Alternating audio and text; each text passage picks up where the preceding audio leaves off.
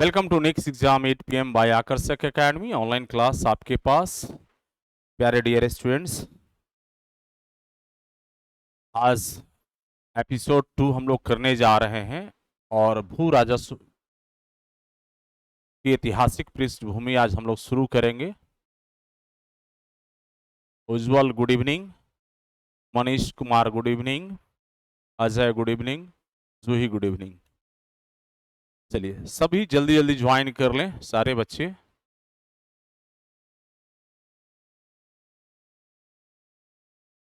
सुरुचि good evening.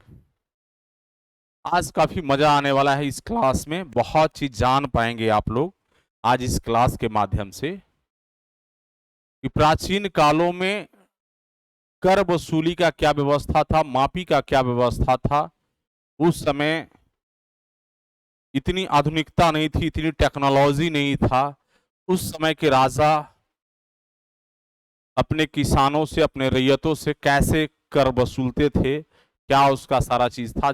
काफी कुछ सीखने वाले हैं। Shakti good evening, Rahul good evening, Sujit good evening, Madhu good evening. तो स्टार्ट करें हम लोग।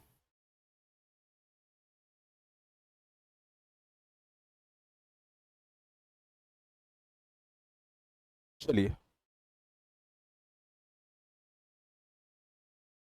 क्लास को स्टार्ट करने से पहले एक प्रश्न है। आप लोग जो ज्वाइन करने जा रहे हैं राजस्व एवं भूमि सुधार विभाग बिहार सरकार को, इसमें दो एक शब्द है, एक है आपका राजस्व और दूसरा है भूमि सुधार। इसके मतलब कुछ लोग बताएंगे मुझे। आपके स्क्रीन पर दो शब्द है। मनीष, क्लास की टाइमिंग 7 बजे से, हमसे पहले जस्ट जो सर क्लास ले रहे थे क्लास खाली नहीं हुई थी, इस कारण लेट हो गया। लेकिन 7 बजे से माइंड मेकअप करके रखेंगे, क्लास 7 बजे से ही स्टार्ट होगा। 2-4-5 मिनट आगे पीछे होता रहेगा क्योंकि हमसे पहले भी क्लास कंटिन्यू चलता ही रहता है। लगभग 12 बजे के बाद से कंटिन्यू क्लास है रात के 8-9 बजे तक। सुजीत का जवाब एक आया है, लैंड एंड टैक्स। चलिए एक और कुछ, राजस्व एवं भूमि सुधार का क्या मतलब समझ पा रहे हैं आप, मुझे बताएंगे। Abhay Kumar Chaudhary good evening. कुछ चीजें आपसे भी रिप्लाई आएगा ना, रेवेन्यू टैक्स, दो चीजें अलग अलग है, कि राजस्व अलग है, भूमि सुधार अलग अलग है। राजस्व का मतलब तो ठीक है, रेवेन्यू टैक्स समझ रहे हैं, यहाँ पर इंग्लिश लिख दिए, ठीक है। और भूमि सुधार का मतलब क्या समझ रहे हैं? कुछ रिप्लाई आए। Raju Kumar good evening.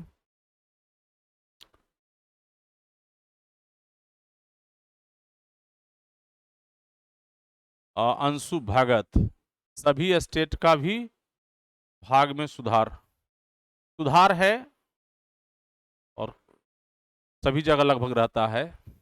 Good evening Mithilesh. Tax and update, Dharmendra Kumar good evening. Kundan, कुछ मुझे बताएं आप लोग, कुछ लोग आ रहे हैं वहां तक पहुंच पा रहे हैं या थोड़ा समझ पा रहे हैं। हम थोड़ा पहले पूरी चीज को स्टार्ट करने से पहले ये चीज जान लेने से ना बहुत आपको हेल्प मिलेगा पूरी क्लास में। Kundan Raj good evening.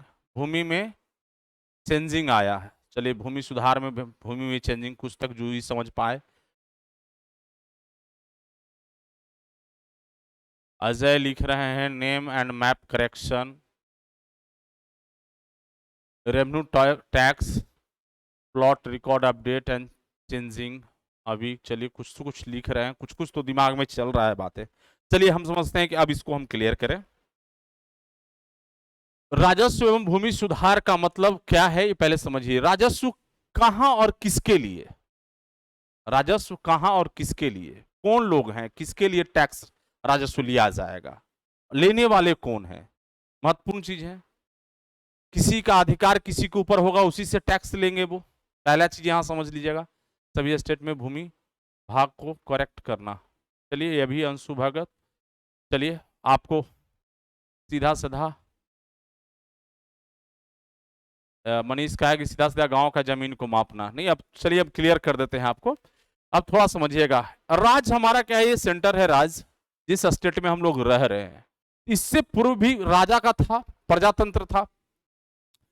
अब लोकतंत्र में हम लोग रह रहे हैं, तो राजाओं के द्वारा एक राज्य अधिपत्य कर लिया गया कुछ क्षेत्रफल एरिया में, और उसके अंदर जो भी प्रजा थे रह रहे हैं, तो उनका जो है कृषि का मुख्य कार्य है, और वहां से राज्य को चलाने के लिए कृषि से जो उत्पन्न होने वाला टैक्स था उसके रूप में जो लेते थे अनाज या जो भी चीजें, वो राजस्व के रूप में था। तो ये राजस्व समझ में आ रहा है आप लोग को, टैक्स के रूप में सरकार कलेक्ट करती थी। अब वो राज्य व्यवस्था, राजतंत्र खत्म हुआ, लोकतंत्र में है, तो यहाँ राज्य का स्टेट हमारा है, और स्टेट के अंदर दो चीजें हैं, राजस्व और भूमि सुधार।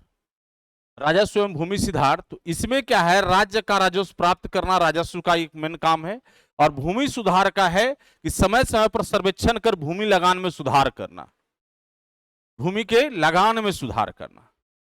अब लोग सोच रहे होंगे कि ये टैक्स तो यहाँ कलेक्ट कर रहे हैं, लेकिन यहाँ भूमि सुधार में जमीन की मापी उपी करके किसी का झगड़ा उगड़ा है वो सुधार कर देना, उससे कोई लेना देना नहीं है। यहाँ इस डिपार्टमेंट को उससे कोई लेना देना नहीं है।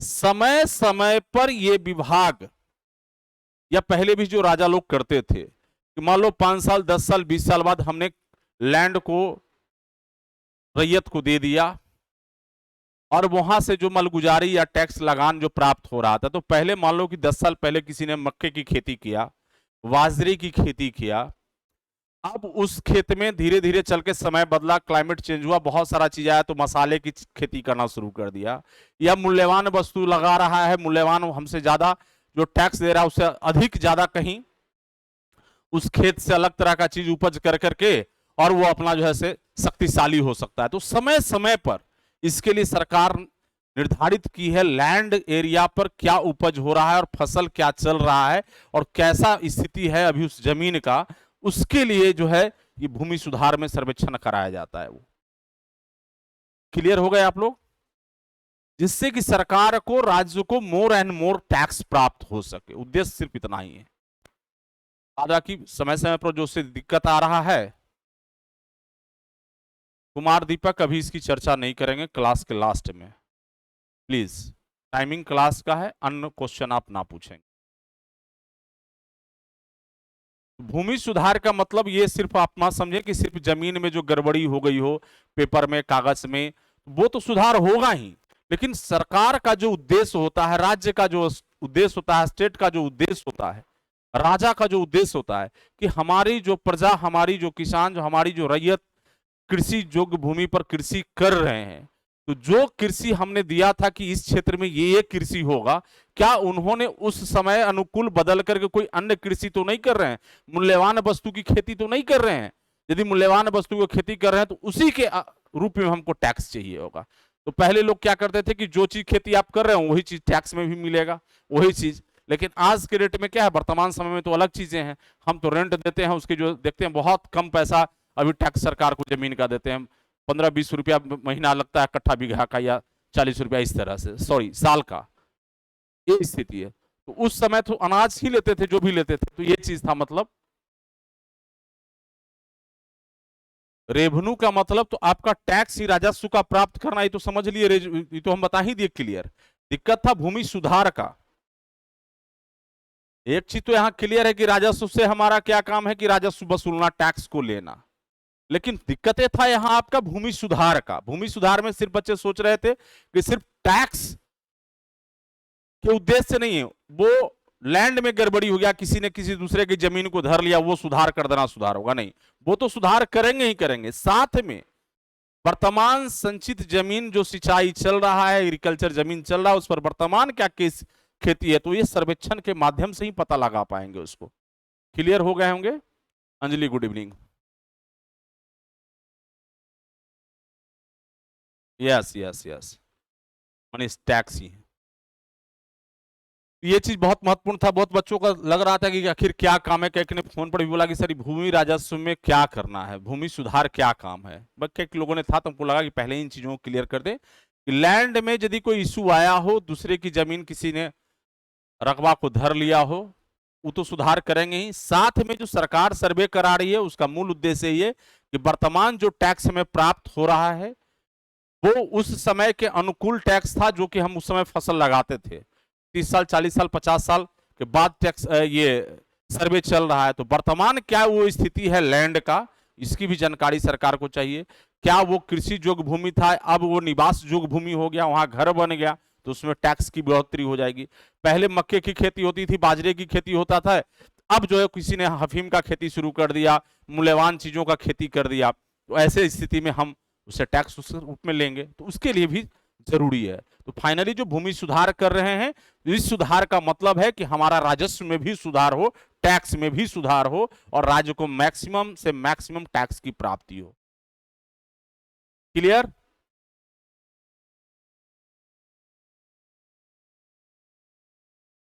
यहां सबका क्लियर हुआ या नहीं हुआ? कमेंट करेंगे।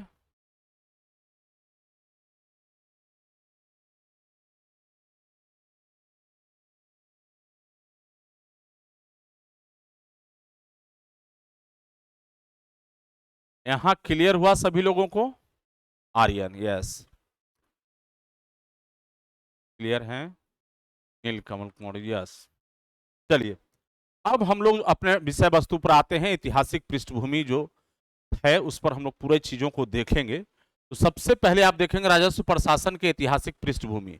इसमें हम लोग आज पढ़ने जा रहे हैं प्राचीन काल, मौर्य काल, गुप्त काल में भूमि का मापन एवं लगान की व्यवस्था। तो सबसे पहले हम लोग स्टार्ट करेंगे प्राचीन काल को। प्राचीन काल में वैदिक काल से लेकर मौर्य काल के पूर्व तक लगान संबंधित नियम एवं भूमि मापन के संदर्भ में एकरूपता नहीं थी। ये स्टेटमेंट को आप लोग देख पा रहे होंगे स्क्रीन पर कि वैदिक काल से लेकर के मौर्य काल के पूर्व तक लगान संबंधित नियम एवं भू मापन के संदर्भ में एकरूपता नहीं था, क्योंकि बहुत चीजें उस समय लोग अवेयर नहीं थे। वैदिक काल जो था आर्यों के आने के बाद स्टार्ट हुआ है। जब मध्य से जो आर्य लोग हमारे भारत देश में आए, उसके बाद इन्होंने वैदिक युग को स्थापित किया, और उसके बाद इनका जो मुख्य पेशा था कृषि करना और पशुपालन करना। इनकी बहुत तरह का चीज नहीं था। जितने लोग आए, जिस एरिया में कवर किया उन्होंने, वहां अपना आधिपत्य को जमाया। उनके पास बहुत कुछ नहीं था, जो जितना शक्तिशाली था उसके अकॉर्डिंग अपने चीजों को अंडर किया, वहां से कृषि किया। देखा कि हमसे सक्षम नहीं हो पा रहा है, तो कुछ लोगों को डिस्ट्रीब्यूट किया, जो यहाँ के लोग थे उनको भी खेती के लिए दे दिया, भाई खेती आप करिए और इससे हमको भी लाभ दीजिएगा, ये हमारा खेत है। तो पहले क्या था ना कि बाहरी आक्रमणकारी आते गए, धीरे धीरे धीरे स्टेप टू स्टेप, जो जितना शक्तिशाली था, जितना बड़ा एरिया कवर किया, वहां राज किया। तो वैदिक युग के समय में जब इतिहास पढ़ाएंगे या इतिहास पढ़े होंगे तो चीजों को याद रिकॉल कर पाएंगे। बहुत लोग कंपेटिटिव पॉइंट ऑफ व्यू से भी पढ़े होंगे। तो हम जो आज यहाँ पढ़ रहे हैं भू राजस्व से संबंधित चीजों को, जो इंपॉर्टेंट आपके लिए है, उसी की हम बात करेंगे। उसमें क्या था कि वहां कोई भी भू मापन के संबंध में एकरूपता नहीं था। जहां मेरा अधिपत्य जैसा है, यहां देखिए, यहां बोल दिए कि इतना भाग आपको देना पड़ेगा टैक्स के रूप में राज्य को, सरकार को, या कहें उस समय की राजा जो थे राजा को, और जहां जैसा देखो उसके अनुसार से जो फसल है उसके अनुसार से लगा दिए। एक समान स्केल नहीं था किसी के लिए कि हाँ पूरे राज्य में यही नियम चलेगा और इसी के अकॉर्डिंग हमको टैक्स देना है। जिस तरह के वर्तमान में आप देखते हैं कि टैक्स की प्रक्रिया सभी जगह सरकार का फिक्स किया गया कि इस जिला में ये रेंट हमारा होगा जमीन का, यहां से ये हम लेंगे, ऐसा जमीन है तो उसका ये प्रकार। तो इस तरह का समरूपता एकरूपता नहीं था। उसके कई कारण भी हैं। मौर्य काल से लेकर ब्राह्मी सदी के अंत तक मलगुजारी संबंधित नियमों एवं भू मापन या सर्वेक्षण के नियमों में भी एकरूपता नहीं था। तो भूमि सर्वेक्षण और ब्राह्मी मलगुजारी मतलब टैक्स, दोनों में एकरूपता नहीं था। कब? मौर्य काल से लेकर के ब्राह्मी सदी तक, मतलब बीसी पूर्व से लेकर के ईसवी पूर्व से लेकर के और ईसवी में 12वीं ईस्वी तक की स्थिति ऐसा था। यस, जो ही जिसको जितना पावर था उसके अनुसार से वो अपना राजस्व को वसूली कर ले रहा था। या तो कभी कभी होता था कि मजबूत रैयत मिल गया तो बोला कि नहीं देगा, राजा का जो करेगा देख लो, फरियाल आए। उसको देखा कि नहीं मजबूत आदमी है, तो उसी के अंडर में कुछ लोगों को कलेक्ट कर दिया कि ठीक है तुम मत देना और हमको जो है यहां से इतना जो है से तुम करके दे दो, क्योंकि सारे लोग बाहरी आए ही थे, आर्य लोग बाहरी आए ही थे और यहाँ स्थापित हो रहे थे, तो जैसा जो मिल रहा था उसके अनुसार वो प्राप्त कर रहे थे। तो ये चीज था। और इसका मूल कारण ये था कि पूर्ण रूप से कवर्ड नहीं था पूरा देश। इसके कारण भारत का विशाल होना, एक भारत जो था पूरा भारत का क्षेत्रफल बहुत बड़ा था, भारत का क्षेत्रफल बहुत बड़ा था। तो वहां क्या था कि हर एक जगह पर जहां जहां छोटा छोटा एरिया में जहां समझो एक राजा बन गए, वो उनका अपना नियम कानून था, दूसरे राज्य का अपना राजा का अपना नियम कानून था, तीसरे राज्य का तीसरा राजा का अपना नियम कानून था। तो पूरे सेंट्रलाइज स्थिति पर देखेंगे तो विशालकाय भारत होने के कारण कहीं भी एक समान टैक्सेशन की व्यवस्था, हाँ मलगुजारी मतलब टैक्स, मनीष, मलगुजारी मतलब टैक्स नहीं था, एक समान नहीं था। तो इसका मूल क्या क्या कारण था, इसी को देखेंगे।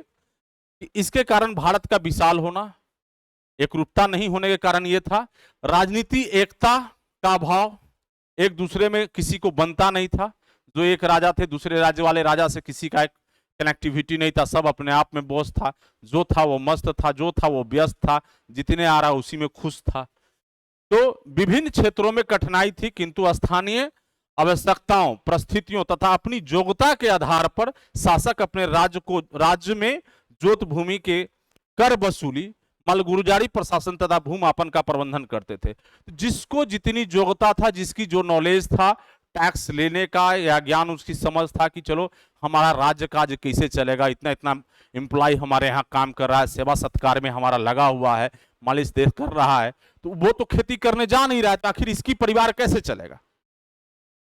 जैसे भोकाली तो दिखता है ना, 10-20-50 लोग को साथ में लेके चल रहे हैं, तो 10-20-50 लोग को लेके यदि आप साथ चल रहे तो उसकी खर्चा मेंटेनेंस कहां से उठेगा।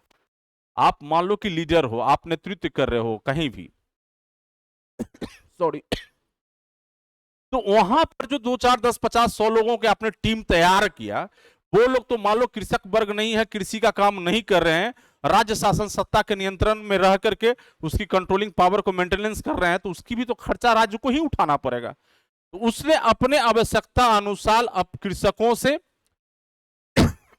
सॉरी कृषकों से अपने शासकों के द्वारा कलेक्ट करते थे टैक्स को। सभी का अपना अपना था, अपने अपने क्षेत्र में। उसके बाद विभिन्नता होने पर भी यह निश्चित है कि प्राचीन भारतीय प्रशासन को भू राजस्व की मूल सिद्धांतों को ज्ञान था। अलग अलग विभिन्न लोग थे, लेकिन उसको यह समझ था कि जब तक हम टैक्स लेंगे नहीं, जब तक रैयतों से, किसानों से हम मलगुजारी लेंगे नहीं, तो हमारा राज्य काज डिस्टर्ब हो जाएगा। इतने इतने लोग कैसे काम करेंगे, तो भूखे मर जाएंगे, खाने की लाले पड़ जाएगा। तो हमें तो वहां से लेना पड़ेगा अपने क्षेत्रफल के हिसाब से, इतना एरिया में हमारा लोग रह रहा है, वहां से इतना कृषि हो रहा है, तो वहां से हम लेंगे। उस हिसाब से इन लोगों को समझ था कि हमको राजस्व प्राप्त करना होगा, तभी हम चला पाएंगे। जोत भूमि का कर, जोत भूमि का कर। अब इन लोगों ने क्या किया कि जो जोत की भूमि था उस पर इन लोगों ने कर एस्टेब्लिश किया कि भाई जो कृषि हो रहा है वहां से कर हम लोग प्राप्त करें, तभी हम राजकाज को चला पाएंगे, नहीं तो हमारे लिए बहुत मुश्किल होगा। तो राज्य प्रशासन को अस्थायित्व प्रदान करने का एक महत्वपूर्ण आय स्रोत के रूप में था ये। राज्य प्रशासन को अस्थायित्व, स्टेबिलिटी तो चाहिए, कंटिन्यू हमको यह शासन चलाना है, हुकूमत चलाना है। हमारी अब वर्तमान सरकार जो राज्य की है, हम लोग टैक्स देना बंद कर देंगे तो क्या परेशानी होगी। आए दिन देखते हैं बिहार में जैसे शराबबंदी को लेकर के ही चलता है कि भाई टैक्स, सरकार को इतना लॉस हो रहा है, सरकार के कामकाज में बाधा हो रहा है, इतना पैसा अर्न होता और इलीगल तरीके से मार्केट में उपलब्ध भी हो रहा है चीजें, लेकिन सरकार को तो टैक्स नहीं जा रहा है। ये चीज बराबर सुनने को मिल रहा है। तो उसी चीज को महत्वपूर्ण यह समझना है कि राज्य प्रशासन के अस्थायित्व प्रदान, स्टेबिलिटी कहां से मिलेगा, टैक्स से मिलेगा। जब फंड आएगा तब तो विकास की काम सोचेंगे, डेवलपमेंट के बारे में सोचेंगे, या राज्य शासन सत्ता चलाने में जो लोग हैं उनको कैसे अपने साथ जोड़ के रखें, उसके लिए तो ये महत्वपूर्ण जो स्रोत है, आपको टैक्स लेना ही होगा, राजस्व प्राप्त करना ही होगा। नेक्स्ट, अब इसमें कई चीजें आएगा। भूमि के उपज से जो हिस्सा राजा को कर के रूप में दिया जाता था उसे भाग कहा जाता है। जो टैक्स के रूप में मान लीजिए जो प्राप्त हो रहा था राजाओं को, उसे भाग कहा जाता था। भाई इतना भाग हमको दे दीजिएगा, 1/3 भाग हम टैक्स राज्य के लिए आपको देना है, 1/4 भाग हमको टैक्स दे दीजिएगा और अपना रेस्ट रख लीजिएगा, जिससे आपका भी भरण पोषण हो जाए और सरकार का भी कार्य चलते रहे। उसके एवज में हम आपको दूसरे आक्रमणकारी से रक्षा देंगे, हम सुरक्षा प्रदान करेंगे, आपको घर परिवार सबको। क्या जो हम लोग टैक्स पे करते हैं, सीधा एग्जाम्पल समझिए, प्रत्यक्ष और अप्रत्यक्ष टैक्स के रूप में आप लोग जानते होंगे, डायरेक्ट टैक्स और इनडायरेक्ट टैक्स। जैसे डायरेक्ट टैक्स जो हम लोग पे कर रहे हैं वो इनकम टैक्स है। इनडायरेक्ट टैक्स जो हम लोग नमक, तेल, मिर्चाई जो भी मार्केट से खरीद रहे हैं उसमें जो टैक्स पे कर रहे हैं, एक एक जनता पे कर रही है, वो हमारा इनडायरेक्ट टैक्स में है। उससे राज्य को, देश को राजस्व जा रहा है, जिसके एवज में हमें क्या मिल रहा है? फ्री का रोड चलने का मिल रहा है, फ्री का आवागमन की व्यवस्था है, कहीं आ जा सकते हैं, सुरक्षा की व्यवस्था है, कहीं भी जा सकते हैं, कोई प्रॉब्लम नहीं, डर भय मुक्त रह रहे हैं, शासन प्रशासन हमारे लिए काम कर रही है, इसके लिए सरकार फैसिलिटी दे रही है। तो उसमें जो इंप्लॉय काम कर रहे हैं, जैसे आप भी कहीं इंप्लॉय बन के जा रहे हैं किसी डिपार्टमेंट में, तो जनता के पैसा से ही आपकी सैलरी प्राप्त हो रहा है। ऐसा नहीं है कि कोई अलग से पैसा आपको छाप करके और सरकार आपको दे रही है, ऐसा नहीं। जनता की पैसा से ही आपको तनख्वाह प्राप्त होना है, इसलिए जनता की काम बाखूबी ईमानदारी से होनी चाहिए, इसकी भी ख्याल रखना चाहिए। तो ये भाग के रूप में प्राप्त करते थे टैक्स को। नेक्स्ट देखेंगे हम लोग, राज्य द्वारा संचालित शासन व्यवस्था में राज्य प्रबंधन का महत्वपूर्ण योगदान था। राज्य द्वारा संचालित शासन व्यवस्था में राजस्व प्रबंधन का महत्वपूर्ण योगदान था। अब यदि कोई राज्य चला रहा है और जत तत तरीके से हमें टैक्स प्राप्त हो रहा है, राजस्व प्राप्त हो रहा है, कहीं से आया कुछ चोरी हो गया, कुछ बीच में खा गया, आया ही नहीं, दिया ही नहीं, तो राजाओं ने सोचा कि नहीं, इसका एक व्यवस्था करना पड़ेगा, क्योंकि प्रति वर्ष हमको एकदम कलेक्टिव रूप से उतना का उतना चीजें हमको प्राप्त हो जाए जितना हमारी जरूरत है। जैसे वर्तमान में क्या देखते हैं आप कि सरकार ने फिक्स कर दिया, पहले वैट था तो नहीं, अब जीएसटी लगाएंगे, हर एक वस्तु पर अपने अपने तरीके से निर्धारित करेंगे टैक्स, जो भी आदमी मार्केट से खरीदेगा सामान उस पर उतना टैक्स पे करेगा। तो जितने भी इंपॉर्टेंट चीज था टैक्स लगाया। उसी तरह से इन लोगों ने भी उस समय में भी इनकी समझ था कि भाई हमको जो टैक्स आना चाहिए था, मान लो कि टैक्स के रूप में 100 क्विंटल हमको अनाज आना चाहिए था, बीच में बिचौलिया ही खा गया, बिचौलिया ही ले गया, माल वहां से प्राप्त नहीं हुआ, तो सरकारें क्या होगा, कमजोर होगी। सरकार को जो संसाधन चलाना था, एम्प्लॉय को देना था और भी लोगों को देना था, वो कमजोर हो गया। उसी के बीच का आदमी मालूम चला कोई बिचौलिया ही उठा और सत्ता को चैलेंज कर दिया कि आज के बाद राजा हम हो जाएंगे। उसने उस व्यवस्था किया कि नहीं, हमें इसकी मैनेजमेंट करना होगा, इसे प्रबंधन करना होगा कि प्रति वर्ष यदि हमें टैक्स के रूप में इतना अर्न हो रहा है, उसके अकॉर्डिंग हमारा खर्च क्या है और खर्च के अकॉर्डिंग टैक्स आ रहा है कि नहीं, इसकी भी ख्याल रखें और हमें वहां से मैक्सिमम चीजें जो जरूरत का है वहां से हम प्राप्त करें।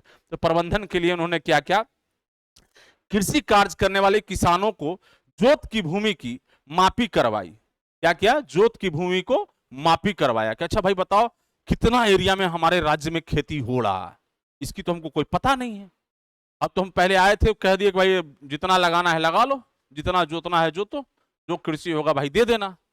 लेकिन समस्या दिन पर दिन बढ़ता गया, दिन बढ़ते गया कि भाई अब सिस्टम नहीं चल पा रहा है, जितना आना चाहिए वो अर्न नहीं हो पा रहा है, हम तो राजशाही व्यवस्था में बैठे पड़े हैं और सरकार चल रही है, खर्च भी हो रहा है और खर्च आ नहीं रहा है, मार्केट से उठ करके टैक्स आ नहीं रहा है, कृषकों से प्राप्त नहीं हो रहा है। तो उन्होंने क्या किया कि कृषि कार्य करने वाले किसानों को जोत की भूमि की मापी करवाई, तत्कालीन शासकों द्वारा करवाई जाती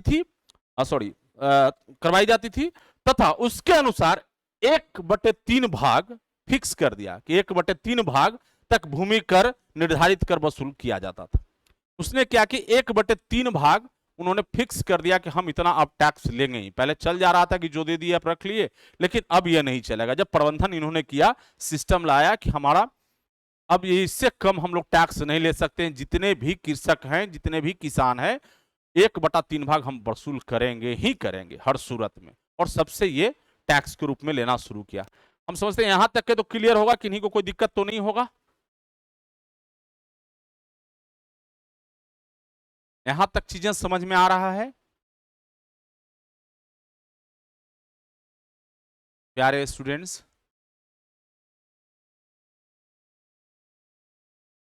रोशनी क्लियर है? चलिए अब आगे देखिएगा। उसके बाद और भी इन लोगों ने चीजों को धीरे धीरे जरूरत के अनुसार प्रबंधन शुरू किया। उसमें क्या किया कि भूमि के कर निर्धारण में जोत की भूमि की अभिलेख प्रबंधन के लिए प्रशासनिक स्तर पर तथा स्थानीय ग्राम प्रशासन स्तर पर विभिन्न स्तर के कर्मचारियों को नियुक्ति कर दी गई। इन लोगों ने क्या किया कि इसका अभिलेख कोई रखेगा, लेखा जोखा तो कोई रखेगा, फलाने कृषक को फसल का, सुजीत, फसल का 1/3 भाग, जो फसल उससे उपजाऊ हो रहा था उससे उन्होंने लिया। लैंड तो अब बताएंगे कि कितना कितना कैसे कैसे दिया गया, वो आगे बताएंगे, लेकिन उन लोगों ने फिक्स किया कि जितना उससे उत्पादन हो रहा है उसका 1/3 भाग मुझे चाहिए होगा भाई, क्योंकि यह राज्य शासन सत्ता चलाने के लिए, आपकी सुरक्षा प्रदान करने के लिए, हमारे राज्य में अमन चैन बरकरार रहे, आप अमन चैन से रहें, इसके लिए इतना टैक्स राज्य को देना पड़ेगा, राजा को देना पड़ेगा, जिसके एवज में आपको शासन व्यवस्था, सत्ता सुधार, सारे चीज मिलेगा, सुविधा मिलेगा, इतना टैक्स देना होगा। तो 1/3 भाग फसल का जो उपज हो रहा था। उसके बाद क्या किया इन लोगों ने, प्रशासनिक सुधार किया, और इसमें क्या किया कि अभिलेखों का, पहले कोई लेखा जोखा नहीं था, तो उसने व्यवस्था किया कि भाई कुछ लोग को नियुक्त करो कर्मचारी के रूप में, एरिया वाइज डिस्ट्रीब्यूट करके, एरिया वाइज डिस्ट्रीब्यूट करके, बड़ा राज्य है उसको जिम्मेवारी दे दो कि यहाँ यहाँ यहाँ यहाँ आप जाओ, और इन जगहों पर जैसे एक एरिया हो गया, ये हो गया, ये हो गया, ये हो गया, ये हो गया, इस तरह से एरिया वाइज करके कर्मचारियों को उन्होंने नियुक्त कर दिया। अब इन लोगों की जिम्मेवारी दे दी गई कि आप इस क्षेत्र का, इस क्षेत्र का, इस क्षेत्र का, इस क्षेत्र का, जो भी ड्यूटी में थे, आपको यहां से ससमय टाइम से राजा को टैक्स राजस्व पहुंच जाना चाहिए। कितना? 1/3 भाग। तो प्रशासन स्तर पर, विभिन्न स्तर पर कर्मचारियों की नियुक्ति कर दिया गया। यहाँ एक प्रबंधन में आया, मैनेजमेंट में, कि नहीं अब ये फिक्स करो, और समय से, क्योंकि समय से आ भी नहीं रहा था टैक्स, 1 साल के 2 साल में आया, बहुत बड़ा एरिया में क्षेत्र था, घोड़े से लोग लेके आ रहे हैं, जा रहे हैं, बरसों समय चला गया राजा के दरबार पहुंचते पहुंचते, राजा के लोग को वहां तक पहुंचते पहुंचते। तो नहीं, उसने एक सेंटर को फिक्स किया, स्थान को फिक्स कर दिया, हम यहां से माल ले जाएंगे, सारे इस एरिया क्षेत्र के जो भी ले गए अपने अपने टैक्स यहां जमा करेंगे, वहां से हम उठा करके ले जाएंगे राजा के लिए। नेक्स्ट, कर सुनिश्चित के लिए भूमापन की व्यवस्था की गई, एवं जोत की भूमि तथा उसमें लगाई गई फसल की भूमि से संबंधित तथा जिसे भूमि सर्वेक्षण की संज्ञा दी गई। अब इन लोगों ने फिर आगे चल करके क्या किया कि मैक्सिमम टैक्स प्राप्त हो, कर जो है मैक्सिमम प्राप्त हो, और उसको सुनिश्चित किया इन लोगों ने। कर सुनिश्चित के लिए भूमापन की व्यवस्था किया, और भूमि माफ करके लोगों को डिस्ट्रीब्यूट करना शुरू किया कि नहीं भाई आप अनलिमिटेड नहीं देंगे। मालूम चला कि कुछ किसान ने 50 बीघा लैंड को अपने कब्जा में अपने नाम पर कवर किए हुए हैं, और खेती मात्र जो है 10 से 5 बीघा कर पा रहा है। रेस्ट लैंड जो है हमारा खाली रह रहा है, और दूसरे को जोतने भी नहीं दे रहा है, इसलिए कि उसका अधिकार चला जाएगा, इसलिए कि उसका अधिकार चला जाएगा, और वो खेत हमारा बंजर होता जा रहा है और खेती नहीं हो रहा है। तो इन लोगों ने क्या किया, कर सुनिश्चित करने के लिए भूमापन की व्यवस्था कर दिया कि नहीं भाई आप जितना जोत पाइएगा, जितना कर पाइएगा, उतना ही आप लैंड कवर करें, रेस्ट फिर दूसरे को जिनके पास नहीं है, जो नहीं कर पा रहे हैं, उसी खेत में आपका काम कर रहे हैं, उनको डिस्ट्रीब्यूट कर दिया जाए। तो जोत की भूमि और उसमें लगाई गई फसल, और फसल के हिसाब से भी इन लोगों ने सर्वे करना शुरू किया कि क्या क्या फसल हो रहा है। मान लो कि फसल वहां बहुत मूल्यवान कर रहा हो, और कोई अन्य बिचौलिए से दूसरे राज्य, सटा हुआ राज्य होता था एक दूसरे का, वहां के लोग आए और उसके माध्यम से उधर से व्यापार कर रहा हो, और वो व्यक्ति शक्तिशाली हो जाए, तो कल वही व्यक्ति हम पर, राज्य पर हमला कर देगा, या आप चैलेंज कर देगा कि नहीं अब हम यहाँ का राजा हो जाएंगे। ऐसा ही होता था पहले पुराने समय में। तो उन्होंने क्या किया कि फसल के हिसाब से भी जो फसल लगाई जाएगी उसका अब 1/3 भाग हम अब टैक्स में लेंगे, जो आप उपजाइए हम उसका लेंगे। और इस प्रोसेस को नाम दिया गया भूमि सर्वेक्षण। इस प्रोसेस का क्या नाम दिया गया? लैंड सर्वे, भूमि सर्वेक्षण। कि हम समय समय पर भूमि पर संरक्षण करेंगे कि हमारा कौन सा किसान, कौन सा कृषक क्या खेती कर रहा है, और क्या उससे फसल उपजा रहा है, और कितने एरिया में खेती कर रहा है, क्या हमारे लैंड को खाली तो नहीं छोड़ रहा है, जमीन को खाली तो नहीं छोड़ रहा है। तो उसको समय समय पर सर्वेक्षण कर हम अपनी निर्धारित करेंगे अपने हिसाब से फसल और टैक्स को। तो ये भूमि सर्वेक्षण का संज्ञा दिया गया। नेक्स्ट अब आएंगे हम लोग पॉइंट्स को देखेंगे। अब जो महत्वपूर्ण पॉइंट होगा, प्राचीन काल और वैदिक काल में भूमापन की इकाई, कुछ इकाई तो होगा। पुराने समय में जैसे अभी हम नापते हैं ना, 1 कट्ठा, 1 बीघा, 1 एकड़, 1 हेक्टेयर बोलते हैं ना, धूर धूर की सब चीज आप सुने हैं कि नहीं सुने आप लोग? कितने लोग जानते हैं? कट्ठा कितने लोगों ने सुना? कट्ठा, बीघा, एकड़ कितने लोगों ने सुना? रिप्लाई।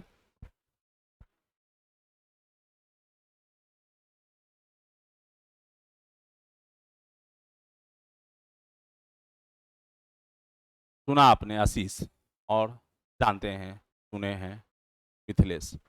बहुत लोग जो कृषि से ना जुड़े होंगे तो उनके लिए भी दिक्कत होगा। यस रोशनी सुना है। सुजीत।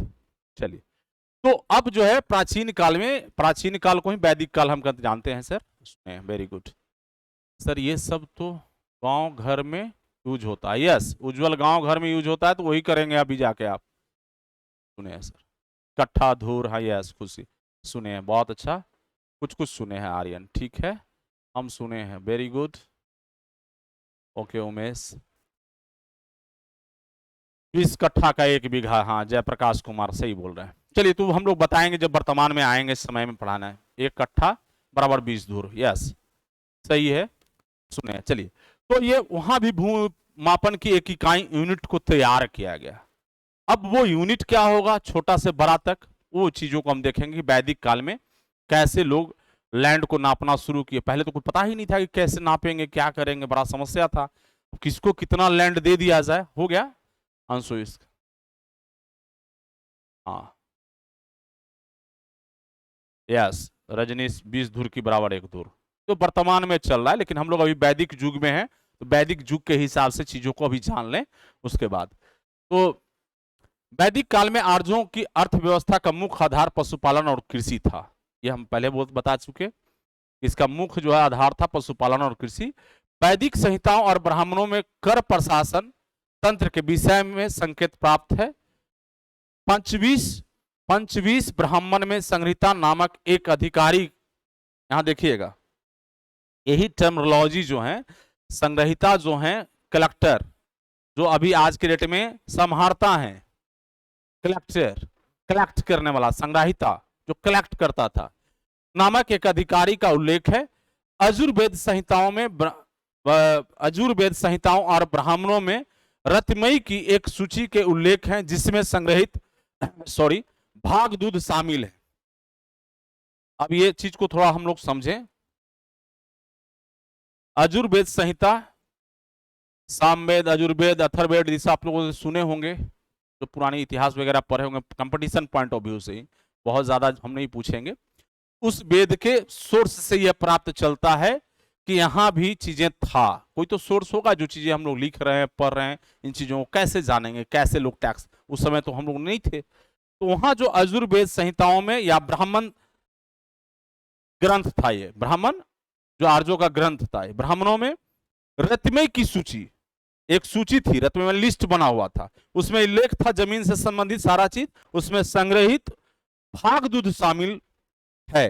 भाग दूध का क्या काम है, एक कर्मचारी था, यह संग्रहिता जो है एक पदाधिकारी था उस समय का, उसका नाम भाग दूध था। अब भाग दूध करता क्या था, हम इसको आगे देखेंगे। ये पद का नाम दिया गया, और सरकार का टैक्स वसूलने वाला, भाग उठा करके लाने वाला कलेक्टर, संग्रहिता तो बोल रहे हैं, कलेक्टर है जो कि अभी संभालता है हमारे, कलेक्टर जिसको कह रहे हैं आप वर्तमान में, now at A collector.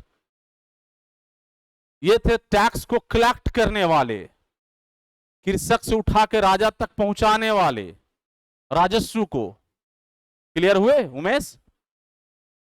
Umesh clear हुए? भाग दूध नाम है इसका, भाग दूध, मिल्क जिसको कहते हैं, लेकिन मिल्क नहीं सुना, इसका नाम ही था भाग दूध इस पद का।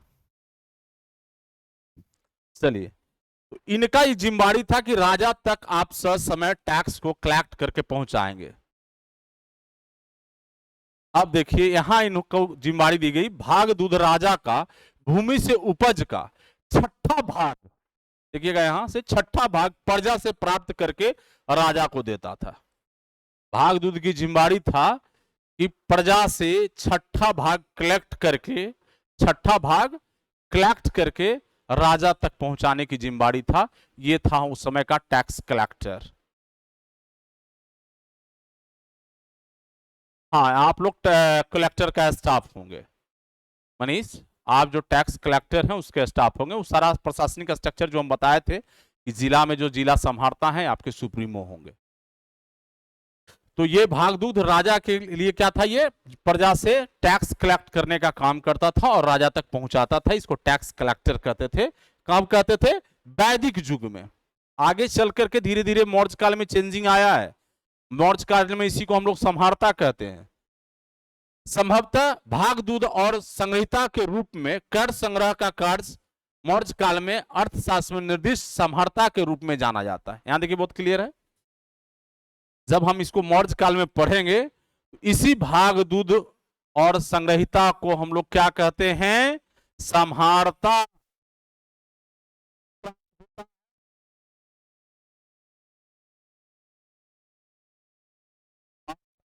के स्रोत से प्राप्त होता है कि ये जो भाग दूध जो था वैदिक युग में, या संग्रहिता इसको कहते थे, इसको हम लोग क्या कह रहे हैं मौर्य काल में, संहारता कलेक्टर। और संहारता की टर्मिनोलॉजी आज तक है मौर्य के शासनकाल से, मौर्य के शासनकाल से 322 ईसा पूर्व से चलते आ रहा है। तो आज का टर्मिनोलॉजी नहीं है संहारता, जिसको आप लोग कलेक्टर कहते हैं। प्रेजेंट में कलेक्टर, कलेक्टरिएट, हाँ कलेक्टरिएट मतलब कर्जालय हो गया। तो क्लियर हो गए, यहां आगे बढ़े। अब हमको समझते हैं कि भाग दुग्ध आपको क्लियर हो गया होगा, यहां से भाग दुग्ध आपको क्लियर हो गया होगा। इन्हीं को, और ये प्रश्न में कोई दिक्कत है भाग दुग्ध का, समझ में दिक्कत आ रहा है तो बताइएगा। काफी पेचीला टर्मिनोलॉजी है, हमने कोशिश किया है कि आपको आसान से आसान तरीका से समझाएं चीजों को, बहुत, जो काफी मजा आपको आएगा। क्लियर हो गया होगा यहां तक, आगे बढ़े।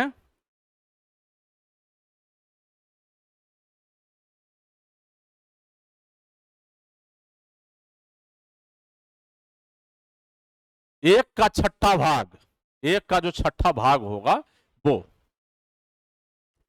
1 केजी का छठवां भाग, मान लीजिए कोई 1 केजी सामान है, उसका छठवां भाग आपको दे देना। 1 केजी गेहूं का छठवां भाग उसके टैक्स के रूप में चला जाएगा। दिल खुश, एक बार नेटवर्क का प्रॉब्लम है, बस 1/6 भाग। चलिए अंशु, काफी मजा आ रहा है। जैसे हमने आपको बताया इनका कि दिल खुश का प्रॉब्लम था, एक टर्म है भाग दूध, पीछे था। तो भाग दूध का मतलब होता है संग्रहिता कलेक्टर, उसे मौर्य शासन काल में संहारता कहा गया। ये जो सोर्स हम बता रहे हैं कौटिल्य द्वारा लिखित अर्थशास्त्र की रचना में ये चीजें वर्णित हैं। तो जो उस समय संहारता थे, वैदिक काल में उसे भाग दूध कहा गया, बस इतना ही है। भाग दूध का कार्य है कि प्रजा से टैक्स लेकर के राजा तक को पहुंचाना। क्लियर है, दिल खुश क्लियर हो गया होगा। यस रजनीश, क्लियर है।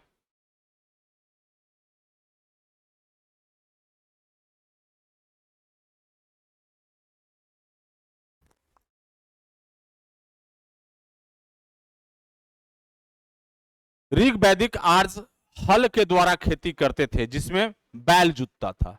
इसका जो कार्य था उस समय का खेती करने का, तो ये हल से खेती करते थे। हल कितने लोगों ने देखा, कुछ क्लियर है? हाँ अंशु भगत, भाग दूध एक पद है, भाग दूध एक पद है, व्यक्ति का नाम नहीं है, वो पोस्ट है। जिस तरह अभी आप ज्वाइन किए हैं तो अमीन साहब एक पद है, उसी तरह भाग दूध एक पद है।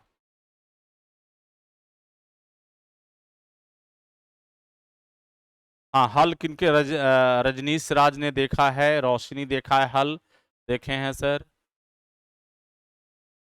बैल से खेती होते देखा आपने, हल जुता करके बैल से खेती होते कितने लोगों ने देखा? अच्छा घनश्याम कुमार ने हल जोता भी है। चलो सर मैं पॉइंट, हाँ तो बोलते जा रहे हैं, आप लिखते जाइए। अब संहारता का कलेक्टर तो बोलते ही जा रहे हैं। अब भाग दूध का तो कहीं कोई मीनिंग नहीं मिलने वाला है ना, भाग दूध का कोई मीनिंग नहीं मिलने वाला है। लेकिन हमको यहाँ जरूरत लगा कि हमने वहां से सोर्स लेकर के दिखाया आपको कि ये अर्थशास्त्र में संहारता उसी चीज को कहा गया है, तो हमने यहां लाया। और संहारता को वर्तमान में क्या बोलते हैं? कलेक्टर। अच्छा गौतम, आज भी हल से होता है खेती। चलिए तो अब यहां हम लोग देखेंगे, यहां इन लोगों ने क्या किया कि पहले इसके पास कोई सोर्स नहीं था दिमाग लगाया कि अभी करे सो क्या करे, नापी का कोई सोर्स हमारे पास नहीं है। तो एक ऐसा काम करते हैं कि एक जो कृषक है अपनी क्षमता अनुकूल जितना एरिया में हल के द्वारा बैल के माध्यम से जितना खेती कर सकता है उसको खेत दे दो, और उससे जो उपज फसल करेगा उसका टैक्स प्राप्त कर लो। एक यूनिट इन्होंने उस समय ये तैयार किया, ये भी कुछ दिनों तक चला, एक यूनिट ही तैयार हुआ। समझ गए बात को? अब एक हल से हम जोत रहे हैं खेत को, मान लो कि हमारी पूरी क्षमता 2 महीने में 3 महीने में 1 बीघा 2 बीघा 5 बीघा 10 बीघा जोतने की थी, हमने उतना फसल लगाया, उतना को हम बहुत अच्छे से कर पाए, और उससे जो हमको फसल प्राप्त हो रहा है, अनाज जो प्राप्त हो रहा है, उसी का हम टैक्स देंगे। और सरकार ने, राजा ने उस समय का ये निर्धारण कर लिया। तो एक यूनिट उन्होंने तैयार ये किया। तो पहले यहां देखेंगे ऋग्वैदिक आर्य हल के द्वारा खेती करते थे और बैल से जोतते थे। ऋग्वेद में भूमि और भूमि की माप प्रणाली के विषय में कई उल्लेख प्राप्त हैं। चलिए, मनीष जी के यहां अभी भी हल है, बहुत अच्छा। अब देखेंगे इसमें क्या क्या है। हल एक तरह की इकाई हो गया भूमापन का, तो हल के बारे में हम लोग जान ले कि हल से क्या क्या होता था। हल भूमि के माप के रूप में हल शब्द से अभिप्राय होता है एक हल से जितनी भूमि जोता जाए। इस तरह से एक हल से जोती गई भूमि के समानतः हल माप, ये देखिएगा, इसको हल माप के रूप में कहा जाता था। वास्तव में हल एक व्यापक क्षेत्र माप को सूचित करता था। ये हल माप जो था ये छोटा यूनिट तो था नहीं, बड़ा एरिया तक के जैसे कवर करता था। अब कोई 1 कट्ठे में, आधे कट्ठे में और तो नहीं चला पाएगा। 2 धूर 5 धूर में तो अब जो अभी का समय है उसमें तो हल नहीं चल रहा है। उसने क्या किया कि अब ये 2 4 5 10 बीघा मतलब सक्षम, क्षमता अनुकूल, जितना उस कृषक की अपनी क्षमता है उसके अनुकूल कितना खेती कर सकता है उसके अनुसार से निर्धारित किया। बस इसको आसान तरीकों में समझेंगे। एक तरह का यूनिट था कि हल माप से यही था उन लोगों का, ये कृषक मान लो कि 5 बीघा 10 बीघा एक खेती कर रहा है, उसके अनुसार से उसने डिसाइड कर दिया इससे इतना टन, इतना केजी, इतना क्विंटल, इतना मन आ रहा है फसल, और उसका 6वां भाग मुझे प्राप्त हो जाना चाहिए। क्योंकि डेली बैठ करके तो जो उसका कलेक्टर था, संग्रहिता था, बैठा नहीं रह रहा है। अब वर्ष में एक बार जा रहा है, उसे पता किया कि बताओ जी कितना एरिया में चल रहा है, तो एक हल सर हम जोत रहे हैं। कोई रैयत किस कृषक था 2 हल रखे हुए था, कोई कृषक होगा 3 हल रखे हुए था, कोई कृषक होगा 4 हल रखे हुए था। तो उसके अनुसार से उसने टैक्स को कलेक्शन शुरू किया। जितना हल उससे निकाल लिया कि इतना खेती ये किया होगा, उससे उतना हमको टैक्स ले लेना है। तो जिसके दरवाजे पर जाएगो बैल, जाएगो हल, उसके अनुसार से टैक्स दे दो। क्लियर हो गए? यहां तक चीजें समझ में आ गई बातें? जितना हल उसका जो क्षेत्रफल निर्धारित किया होगा उसके अकॉर्डिंग उन्होंने प्राप्त कर लिया। क्लियर है? चलिए, उज्जवल क्लियर है? और एनी कोई क्वेश्चन इन्हीं का? चलिए, रोशनी क्लियर। अब इसके बाद भी परेशानी बढ़ने लगा। अब क्या था कि रैयतों ने कुछ चीजें, कृषकों ने टैक्स उतना कंप्लीट नहीं दे रहा है। अब इससे राजा को लगने लगा कि नहीं, और भी चीजें हमें आना चाहिए था टैक्स। भाई अब तो बड़ा दिक्कत हो रहा है, तो माप की व्यवस्था को बदलो। अब जो कहेगा वही सुनिएगा ना। भाई हम इतना ही कर रहे हैं सर, एक ही गो हल मेरे यहाँ चल रहा है। मालूम चला कि 5 हल से खेत तो पूरा ही पड़ा हुआ है, पूरा जंगल जमीन था, जितना काटो फसल उगाओ अपना हो जाता था। लोगों को लगा कि नहीं गड़बड़ हो रहा है, और उसके यहाँ 10 बैल है, 5 हल चल रहा है, लेकिन हिसाब हमको दे रहा है एक ही हल का।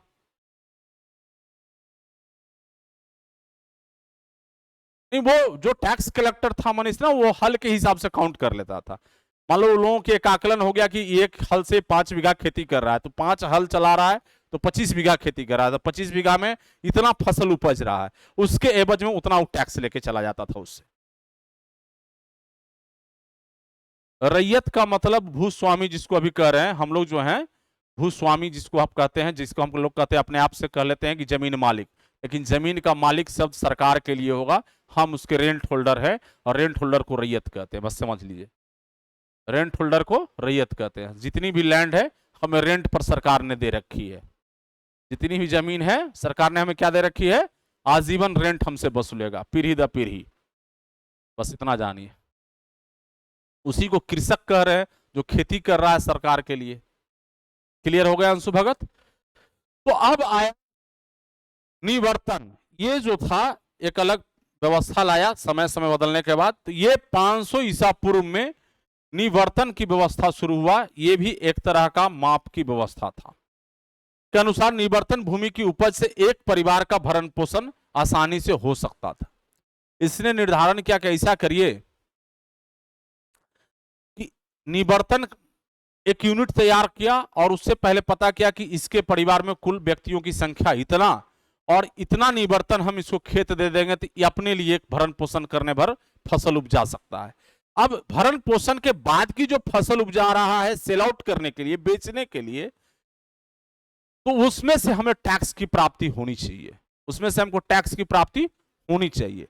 तो कितना निवर्तन उसको खेती दिया गया और कितना उससे टैक्स प्राप्त हुआ वो आगे इसमें हम समझेंगे।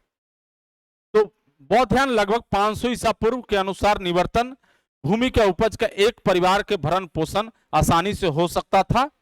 एक निवर्तन में कितना जमीन था हम लोग इसको आगे करेंगे। इसका अर्थ है कि बौद्धायन के समय में भूमि का माप निवर्तनों में की जाती थी तथा इस कार्य के लिए कोई ना कोई कर्मचारी राज्य की ओर से नियुक्त होता था। अब जो है निवर्तनों में भूमि को डिस्ट्रीब्यूट करने लगा, जितना कृषक उतना निवर्तन दे दीजिए। 2 निवर्तन, 3 निवर्तन, 4 निवर्तन, 9 निवर्तन, इस तरह का के वो यूनिट में डिवाइड किया, लैंड को यूनिट में डिवाइड किया। सबसे छोटा था 2 निवर्तन से कम नहीं देना था और उससे यदि कम था तो कांड का लाया यूनिट, कांड का। तो हम लोग अभी आगे देखेंगे कितना का एक कांड होगा और कितना कांड का दंड होगा और कितना दंड का एक निवर्तन होगा, सारी चीजें आगे हम लोग देखेंगे। यहां तक क्लियर हो गए होंगे। उन्होंने कर्मचारी नियुक्त कर दिया और कर्मचारी कौन थे? वही भागदूध कलेक्टर, वो काम कर रहे थे। अब यहाँ फॉर्मेट चेंज हो रहा है, अब माप की तैयारी चेंज हो रहा है। सर उसको कैसे पता चलता होगा कि इसकी कितनी कैपेसिटी है? जिसकी ज्यादा कैपेसिटी होती होगी वो ज्यादा खेती करता होगा, कोई कम। हाँ, तो देखिए एक एवरेज निकालेंगे ना। मान लो कि हमारे राज्य में कृषकों की संख्या 1000 है, 1000 लोगों ने एक एक हल को जोता, तो किसी ने 2 बीघा जोता, किसी ने 4 बीघा जोता, किसी ने 5 बीघा जोता। तो एक मिनिमम हम निर्धारित कर लेते हैं कि मिनिमम जो कमजोरों दे हाथ से था वो 2 बीघा से 3 बीघा खेती कर सकता है। उसके रिस्पेक्ट में तो हमको चाहिए। 100% तो टैक्स आ नहीं रहा था।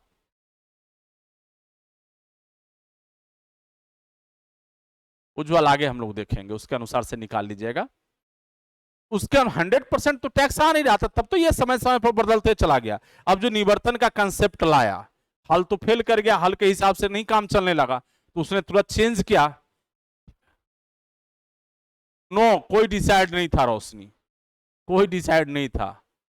उसने नाप लिया कि एक हल से इतना फसल उपज रहा है, फसल को कंसंट्रेट किया, वो एरिया को छोड़ दिया। एक हल से इतना क्विंटल फसल हमारा आ रहा है और उसका वो हिसाब लेना शुरू किया। अब यहां से खेती डिस्ट्रीब्यूट कर रहा है। निवर्तन जो यूनिट आया और इसके माध्यम से उन लोगों ने क्लियर किया। इसको आगे देखेंगे।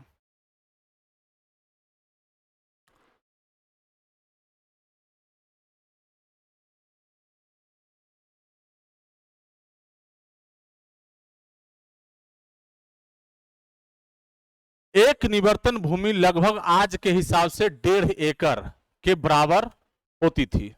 आज का जो हमारा 1.5 एकड़ है उसके बराबर एक निवर्तन का भूमि होता था। वर्तमान में जो 1.5 एकड़ जमीन है वो एक निवर्तन कहलाता था। क्लियर हो गए? अब उज्ज्वल का यहां तक क्लियर हो गया होगा। और 1 एकड़ 30 कट्ठा के बराबर होता है लगभग।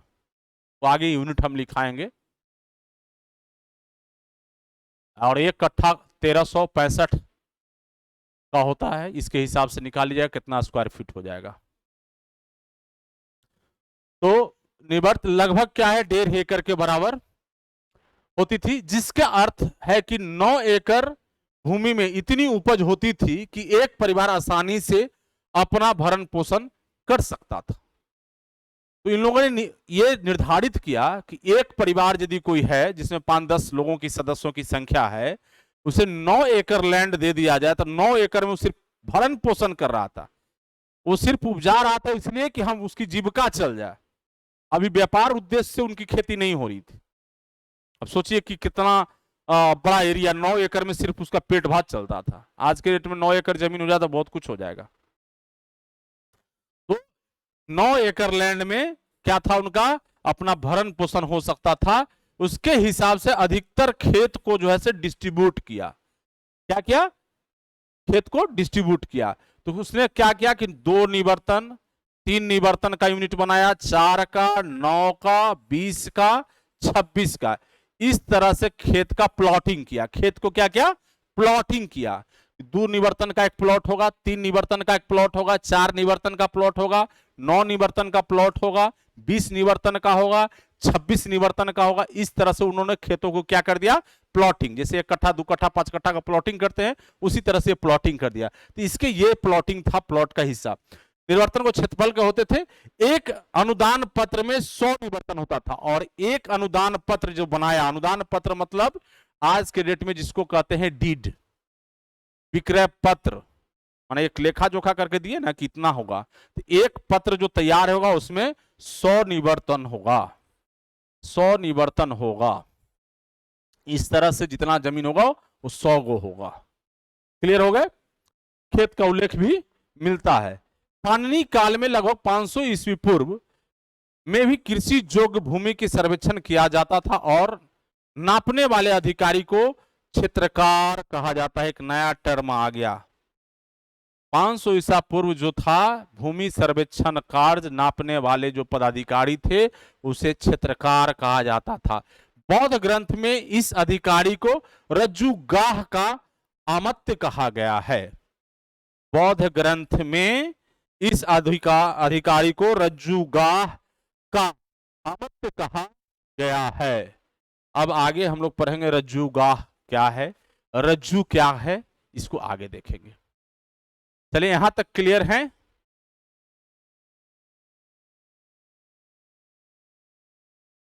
यहां तक के क्लियर हैं? कोई टर्मिनोलॉजी में कोई दिक्कत आए तो पुनः बोलिए, फिर से मैं बताऊंगा आपको। यहां तक कोई दिक्कत है तो बताइए। क्लियर हो गए? दिल खुश का। और कमेंट आना चाहिए, फटाफट जल्दी जल्दी बताइए। All clear? Clear Preeti? Yes clear. आगे बढ़े फिर। और लोगों की कमेंट नहीं आ रहा। क्लियर, जूही क्लियर, रोशनी क्लियर, आशीष क्लियर। चलिए, अब यहां से हम लोग देखेंगे तीसरा टर्म है कांड। तीसरा टर्म है कांड। कांड मतलब आज वाला कांड नहीं समझ लेना आप लोग। आप लोग तो बहुत कांड ही समझते रहते हो। टीवी सीरियल, मोबाइल, यूट्यूब, दुनिया में कांड ही खाली आता है न्यूज में, फलाना कांड हो गया। ये कांड अलग है। क्लियर है? चलिए, भूमाप की इकाई एक दंड चौड़ा अर्थात 16 हाथ। 16 हाथ, एक हाथ तक रहे हैं यहां से, एक हाथ समझ रहे हैं? ये इस तरह से नापा गया। ये 1.5 फीट के लगभग है। हाँ, समझ रहे हो तुम? एक हाथ समझ रहे हैं आप? तो अर्थात ये था 16 हाथ बराबर एक कांड होता। 16 हाथ बराबर एक कांड था। क्षेत्रफल की भूमि कांड कहलाती थी। 16 हाथ की क्षेत्रफल की भूमि था, वो एक कांड कहलाती थी। यदि क्षेत्रफल ना हो तो 16 हाथ लंबी रज्जु या अन्य वस्तु कांड प्रमाण मानी जाती थी। अब मान लो कि क्षेत्रफल बहुत छोटा है, बहुत छोटा एरिया है। अब उसके हिसाब से हम एक रज्जु मतलब रस्सी, याद रख लेना, रज्जु मतलब रस्सी, जिसको आज के डेट में आप जाओगे सर्वे में तो वहां जरीब बोलेंगे, और इंग्लिश में जो आप पढ़े हो सर्वे उसमें चैन बोलेंगे। ऋचा, विषय वस्तु से आपके अलग का प्रश्न है, आपकी जवाब क्लास के लास्ट में देंगे। अभी जो क्लास चल रहा है इससे संबंधित बातें करेंगे, अन्य चीजें अभी हम क्लास के लास्ट में बात करेंगे। क्लियर हो गए? वस्तु कांड कांड जो है प्रमाण मानी जाती थी, और यदि 2-3 कांड, यहां देखिएगा 2-3 कांड की क्षेत्र मर्यादा होती थी तो उसे, जैसे अब मान लो कि ये छोटा सा प्लॉट हो गया, ये छोटा सा प्लॉट है और 16 हाथ का ही है, या इसे एक कांड ही कह रहे हैं। अभी छोटा छोटा प्लॉटिंग है, अभी एक सटा सटा 2 प्लॉट आ गया, 3 प्लॉट आ गया। 2 प्लॉट यदि छोटा छोटा है इस तरह का तो उसको द्विकांड या त्रिकांड कहते थे, क्षेत्र में विभक्त कहते थे। क्षेत्र विभक्त शब्द का खेती लंबाई और चौड़ाई से है। क्षेत्र विभक्ति का मतलब है उसकी लंबाई और चौड़ाई से, क्षेत्रफल वाली भूमि के लिए प्रयुक्त होता था। नेक्स्ट देखेंगे, खेतों के मापने के लिए रज्जु प्रमाण का व्यवहार होता था। रज्जु की लंबाई 10 दंड के बराबर मानी जाती थी। दंड रज्जु का अवयव था, मतलब एक छोटा यूनिट था, रज्जु का छोटा यूनिट था। तो आपने क्या देखा, 16 हाथ का एक दंड। दंड मतलब क्या, ये डंटा, लाठी, लग्गी, आज के डेट में आपको मिलेगा गांव में नापने वाला बांस का जो लग्गी होता है, इस तरह का छोटा सा एक बना हुआ एक लग्गी होता है इस तरह का, जिसे नापते हैं खेतों में। 6.5 हाथ का लग्गी शब्द सुने होंगे। दंड मतलब वही है, डंटा से इसको समझिए। क्लियर है? दंड समझ में आ रहा है सब लोगों को? हाँ, 16 हाथ एरिया है लेंथ का, उसका एक लग्गी हो गया ये दंड, एक दंड, एक डंटा। दंड मतलब डंटा समझिए आप, डंटा समझिए, लाठी समझिए। जो गांव में लग्गी से नापते थे, मेजरमेंट का जो यूनिट होता था गांव में, देखिएगा चचा उचा लोग या दादा उदा लोग रखते थे 5 लग्गी खेत नाप देना, या ऐसा करके कुछ बोलते थे, वो ही दंड है। तो 16 हाथ वाला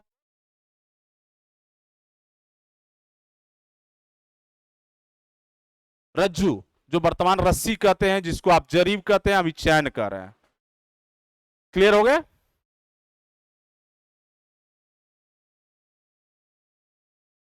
उसी के अनुसार से शिवम लेंथ और विड्थ कर लीजिए ना, जितना आपको बांटना है। क्लियर है? वो आगे बताएंगे। तो ये हो गया। अब जैसे वहां बताए थे ना आपको, पीछे क्लास में क्या बताया कि एक निवर्तन में कितना होता है, 1.5 एकड़ लैंड के बराबर। उसने यूनिट रखा था ना, उसी का यूनिट का आगे क्लियर कर रहे हैं हम। साउंड कट रहा है, अब क्लियर है? हेलो,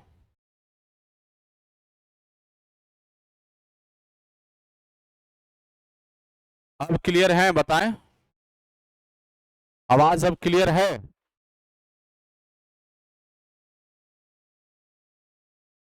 अभी क्लियर है, एक सेकेंड।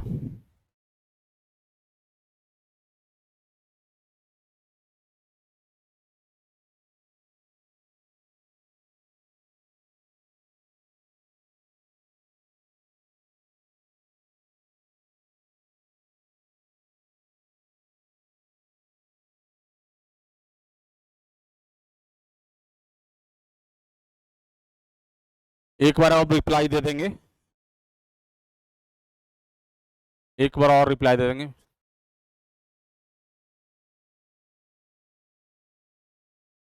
बस अब लास्ट होगा रोशनी।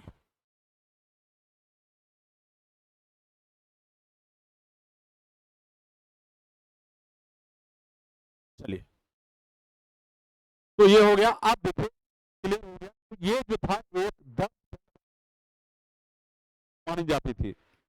अब यहां फिर हमने क्लियर कर दिया कि 16 हाथ बराबर एक दंड, 16 हाथ क्षेत्रफल की भूमि को कांड कहते थे। 16 हाथ क्षेत्रफल की भूमि को कांड कहते थे।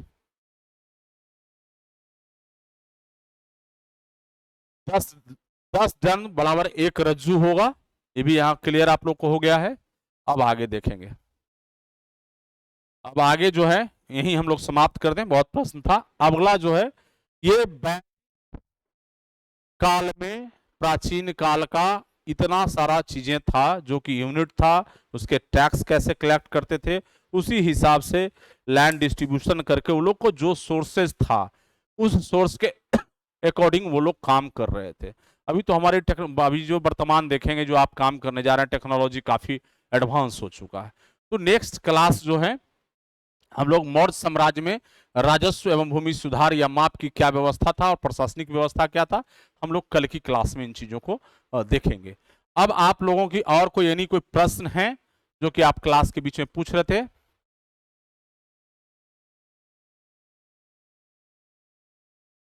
शीश का है क्लास का पीडीएफ होने के बाद, चलिए अभी इस पर काम कर रहे हैं, और भी चीजें हम आपको उपलब्ध कराने की कोशिश करेंगे।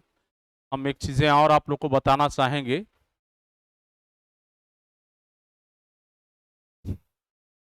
एक चीज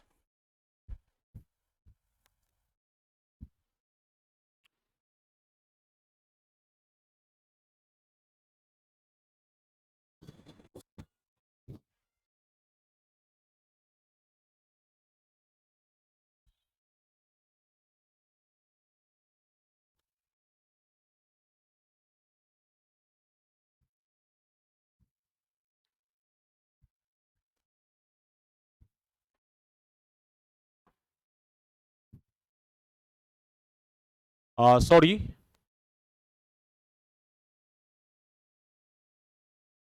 चलिए मनीष हम देंगे। उससे पहले जो भी प्यारे स्टूडेंट्स आपको अमीन कार्य से संबंधित कोई बुक की जरूरत हो, रिकमेंडेशन आप चाह रहे हैं या कुछ जानकारी हमसे जानना चाह रहे हैं, हम सब चीज बता दे रहे हैं। हालांकि जो जरूरत का चीजें हैं हम निश्चित रूप से एक एक चीज आपको यहाँ बताएंगे, जिससे कि आपको वर्क प्लेस पर कोई भी चीज दिक्कत नहीं आए, काम करने में कोई कठिनाई आपको नहीं आएगी।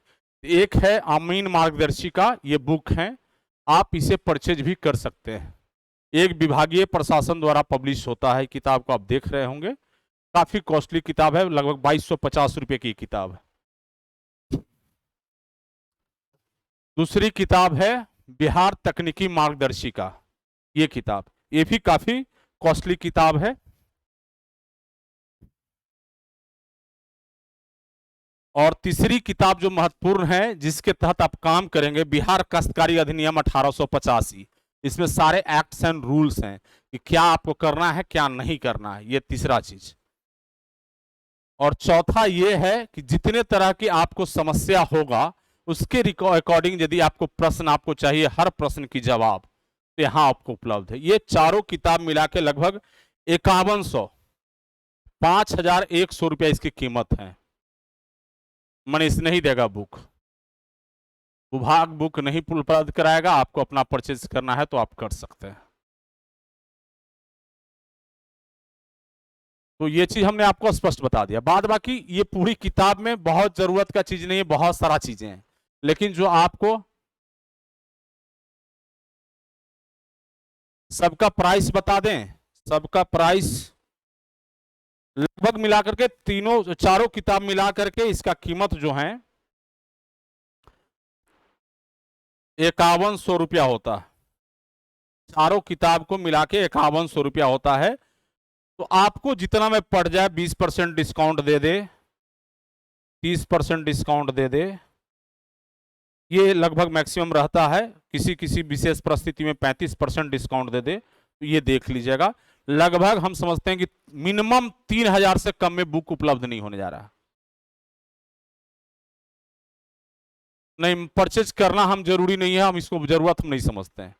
जितना आपको चाहिए यहाँ से कंटेंट मिल जाएगा, हमारे यहाँ से आपको पीडीएफ भी मिल जाएगा, और हम कोशिश करेंगे कि पूरी किताब को पीडीएफ बना के आपको हम डाल दें, या पूरी किताब की पीडीएफ उपलब्ध हो जाए तो एप्लीकेशन में डाल दें। हाँ रोशनी, हम तो आपके साथ 3 साल तक बने हैं बेटा, आपकी जहां प्रॉब्लम आएगा आप लिखेंगे, आपकी जवाब मिलेगा। लेकिन बच्चों को था ना, बच्चों का था कि सर का 11 फीस काहे को पेड करेंगे, तो हमने बता दिया कोई पेड करने की जरूरत नहीं, किताब खरीद के पढ़ लेने की जरूरत। सर को कोई फीस उस देने की जरूरत नहीं, किताब को खरीद के पढ़ लेने की जरूरत। और पढ़ने के बाद ही बहुत चीज समझ में नहीं आएगा, उसके लिए भी समझाने की जरूरत है, वो अनुभव राज कर सकता है।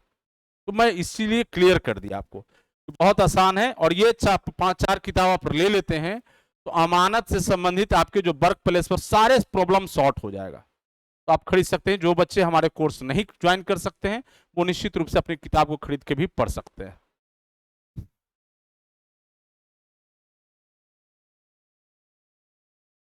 मिथिलेश अभी अपडेट नहीं किया, उसको कर देंगे बीटीएससी वाले क्लास में ना।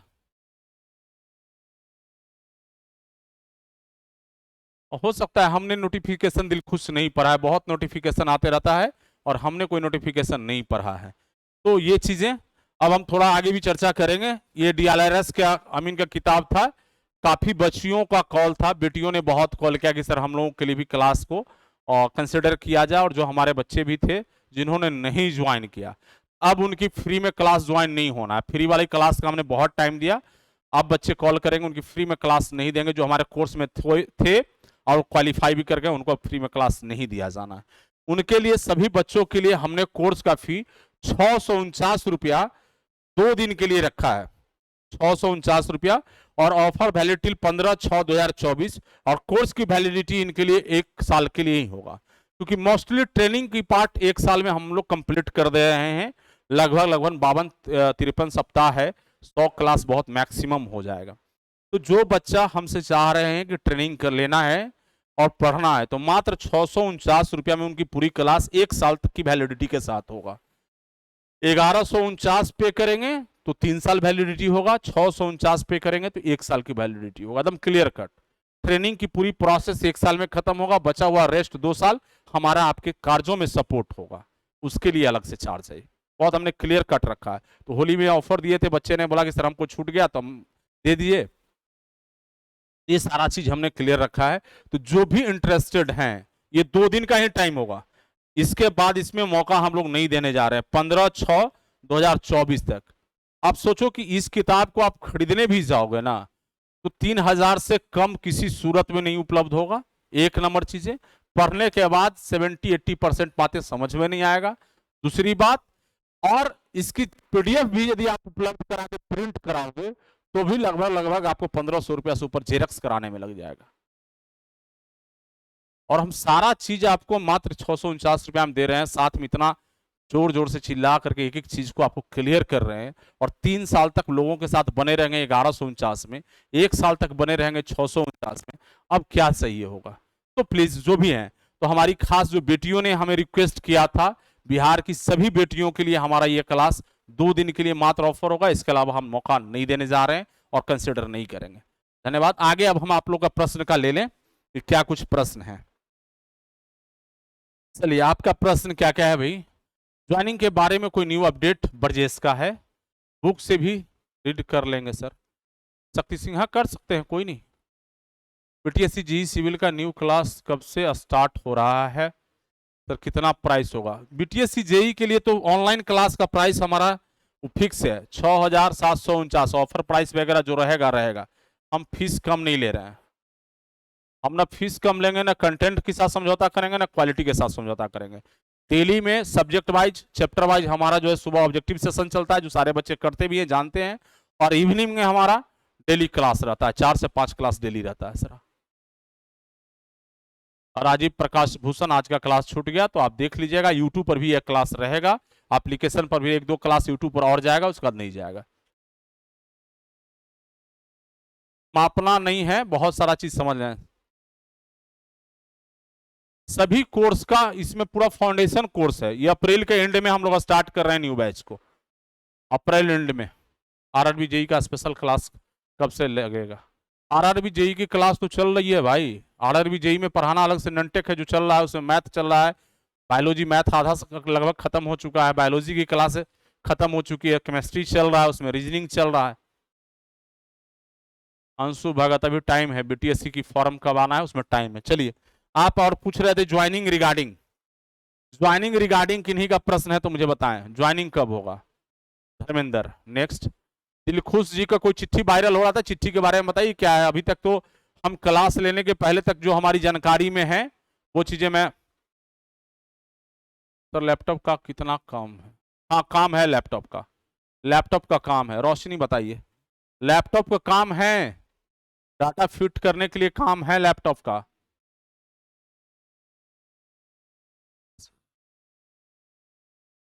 ज्वाइनिंग लेटर कब तक आएगा? ज्वाइनिंग अब हमारे हिसाब से आपको चुनाव के बाद ही होना चाहिए। कल की जो मीटिंग थी, बच्चों ने रखा था कि सर मीटिंग था कल का, और उसमें भी अपडेट करी, तो मीटिंग जो है एलआरसी का हर एक पखवाड़ा मतलब 15 दिन हर एक 15 दिन पर होते रहता है मीटिंग। उस मीटिंग में ज्वाइनिंग रिगार्डिंग कोई भी चर्चा नहीं हुई है, ट्रेनिंग रिगार्डिंग चर्चा हुई है। ट्रेनिंग रिगार्डिंग चीजें जो हैं, सभी जिलाओं से जो अमानत कार्यों में एक्सपर्ट लोग हैं उन्हें बुलाया जा रहा है और फील्ड ट्रेनिंग 1 सप्ताह को दी जाएगी मात्र। बाद बाकी थ्योरी क्लास के लिए आपको यूट्यूब पर बोल दिया गया, वहां से आप पढ़ लीजिए, या कहीं और कोई जानकारी हो सोर्स है तो वहां से आप पढ़ लीजिए, या मेरे से पढ़ लीजिए, जैसे भी आपको लगता हो। थ्योरी कॉन्सेप्ट क्लियर हो जाएगा। फील्ड की ट्रेनिंग आपको 1 सप्ताह के लिए दिया जाएगा, पटना में ही दिया जाएगा, यही चीज चल रहा है। ट्रेनिंग पटना में होगा, शास्त्री नगर में रहने की व्यवस्था होगा, ज्वाइनिंग आफ्टर ये प्रोसेस होगा, ज्वाइनिंग आफ्टर प्रोसेस होगा। ये सभी लोगों को टाइम टू टाइम बुला बुला के 1-1 सप्ताह का ट्रेनिंग दी जाएगी। 1 सप्ताह 15 दिन जो निर्धारित करेंगे, यही है। ज्वाइनिंग की स्थिति में कल तक का जो स्थिति था यही है कि अभी तक चुनाव आयोग का कोई परमिशन प्राप्त नहीं हुआ है। कुछ बच्चे हमें बता रहे थे कि क्षमता परीक्षा जो हुआ है उसका भी परमिशन नहीं मिला है और उसका भी डेट कैंसिल हो चुका है। हाँ, रजनीश राज रहने का सबका व्यवस्था होगा, हॉस्टल बना हुआ है। उतना ही लोग को पटना बुलाया ही जाएगा जितना रहने की व्यवस्था वो कर पाएंगे।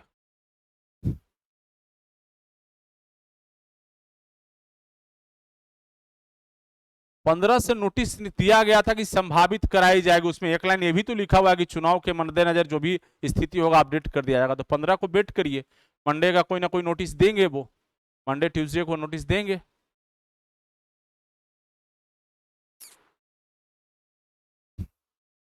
क्लियर है? हमें जो जानकारी प्राप्त है कल तक का यही है, और आज मोस्टली हमको लगता है कि बंद ही है सचिवालय, शनिवार है तो नहीं होगा। मंडे को कोई नया अपडेट आए तो बताएंगे हम। फिर मंडे तक की तो स्थिति यही है।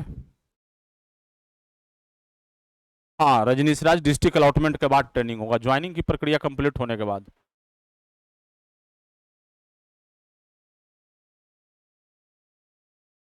सर जून हो जाएगा, हाँ जून। अनुपम अनुपम अकेला जून में, 4 जून के बाद ही अब शेड्यूल बनेगा।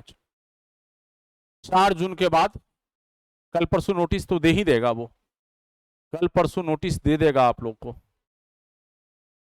कल परसों नोटिस दे देगा। उसके बाद धीरे धीरे मेलिंग की प्रोसेस स्टार्ट हो जाएगा। इस महीने के एंड में या मई फर्स्ट वीक से मेल जाना शुरू हो जाएगा सभी को।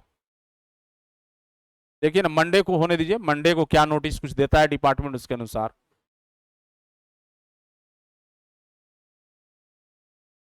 चलिए, और एनी कोई क्वेश्चन? एनी कोई क्वेश्चन हो तो मुझे बताएं।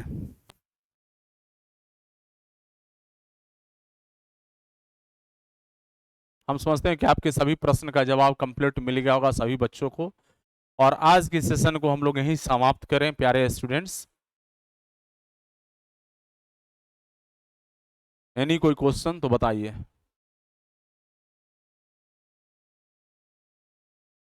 मंडे ट्यूसडे को अपडेट कर देंगे कि क्या कुछ हो रहा है, क्या कुछ डिसीजन होगा डिपार्टमेंट का। अनुपम अकेला जी, मैं आपके साथ खड़ा हूं। हमने बच्चों से प्रॉमिस किया है कि 3 साल तक आपके साथ हैं हर परिस्थितियों में। ज्वाइनिंग होगी, ये भी निश्चिंत रहिए। आप ज्वाइन भी करेंगे, ये भी निश्चिंत रहिए। आपके घर सैलरी उठा के ले जाएंगे अपने घर आप, ये भी निश्चिंत रहिए आप।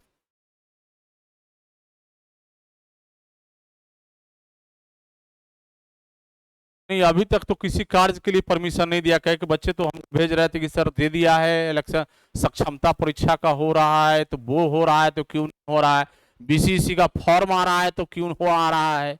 ये बहुत सारा चीज है ना। व्हाट्सएप यूनिवर्सिटी वाले बहुत विद्वान लोग बैठे हैं, वहाँ अपना ज्ञान हम नहीं दे सकते। हम सक्षम भी नहीं है व्हाट्सएप यूनिवर्सिटी के विद्वानों से, हमारी सक्षम नहीं है, हम उनसे मुंह नहीं लग सकते।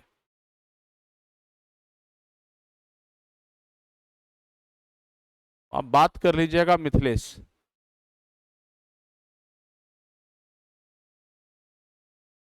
हाँ धर्मेंद्र, वैलिडिटी 1 ईयर किसका दिखा रहा है आपका?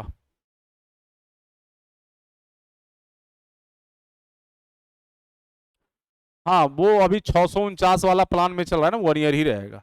1149 के साथ वो 3 साल होगा। तो बहुत क्लियर कट है।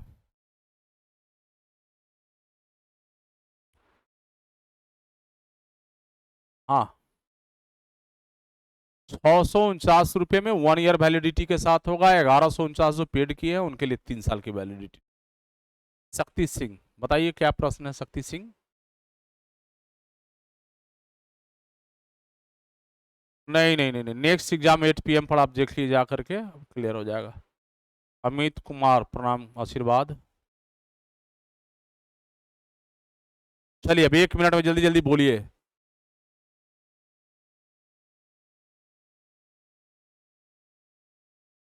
चलिए कोई बात नहीं मिथिलेश जी, वो एक्सटेंड हो जाएगा।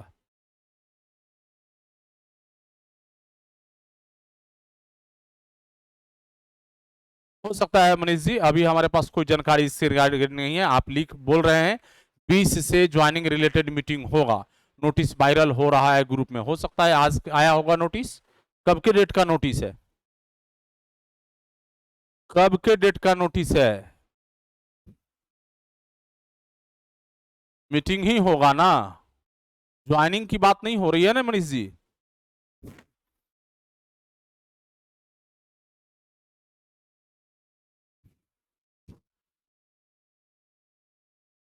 चलिए जो भी अपडेट आएगा फिर मंडे को हम अपडेट करेंगे। कल की क्लास है, हम देख लेंगे एक बार। ज्वाइनिंग की बात तो हो नहीं रहा है, मीटिंग की बात है। मीटिंगों की दौर तो चलता ही रहता है। हम क्या बताएं कि हर हफ्ते हर 15 दिन पर मीटिंग डिपार्टमेंट की होती रहती है। किसी और चीज की मीटिंग होगा और कुछ और चीज बता दिए होंगे कि ज्वाइन, क्या उस नोटिस में लिखा हुआ है कि ज्वाइनिंग के रिलेटेड मीटिंग होगा? मिस्टर मनीष,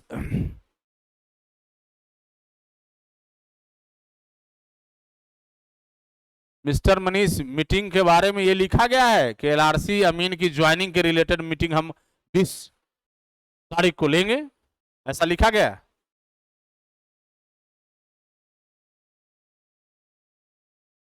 बस हो गया, वीडियो कॉन्फ्रेंस का नोटिस है। कुछ भी मैं जान रहा हूं कि मंडे या ट्यूसडे से लगभग सभी बड़े पदाधिकारी इलेक्शन में इंगेज होने जा रहे हैं बिहार का। कुछ भी। प्रभु व्हाट्सएप यूनिवर्सिटी के ज्ञान विद्वान लोग हमें क्षमा कर दें, कृपया कर वहां का कोई भी ज्ञान हमें लाकर ना देंगे। मुझे जानकारी जहां तक है मंडे ट्यूसडे के बाद सभी डिपार्टमेंट के बड़े पदाधिकारी इलेक्शन की ड्यूटी में जा रहे हैं, कुछ राज्य में कुछ राज्य से बाहर, और ये ज्वाइनिंग कराने जा रहे हैं। जो सच्चाई है मैं बोलूंगा, सच्चाई कड़वा होता है, तकलीफ होता है और लोगों को चुभ जाता है मेरी बातें, और सच सच है और सच बोलूंगा ही। यहाँ लाइक शेयर और सब्सक्राइब की जरूरत नहीं होता है। लाइक शेयर सब्सक्राइब के लिए चपलूसी बतियाने वाले बहुत मिल जाएंगे, गुरुजी लोग, बहुत लोग, हमें कोई फर्क नहीं पड़ता।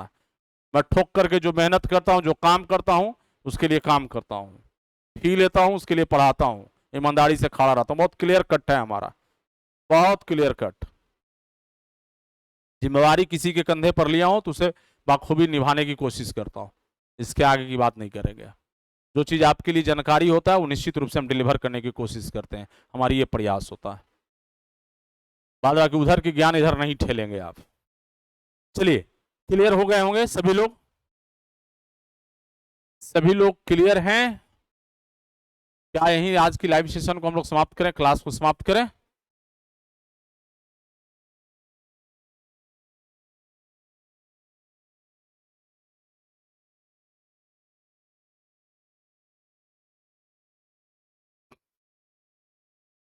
अंशु भगत, चलिए thank you thank you thank you so much.